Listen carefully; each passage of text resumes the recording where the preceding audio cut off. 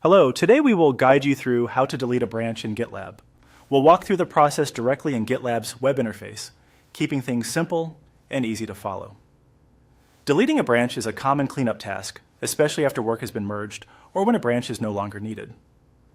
Before you begin, just make sure you're deleting the correct branch, since this action is meant to remove it from the project.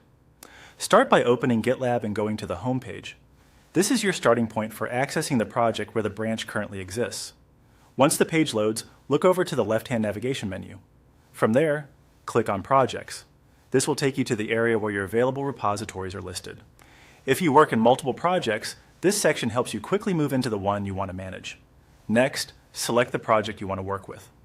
In this example, the project shown is Sample Project.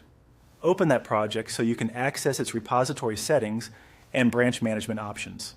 Once you're inside the project, you'll be able to navigate to the branch list. Now look toward the right side of the project page and click on Branch. This opens the Branches view, where GitLab displays the branches associated with the repository. This is the section where you can review available branches and manage them individually.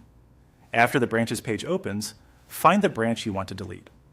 On the same row as that branch, click the three-dot menu. This menu contains additional actions for that specific branch. If you don't immediately see it, take a moment to make sure you're looking at the correct branch before continuing. When the menu appears, click Delete Branch. GitLab will then remove that branch from the repository.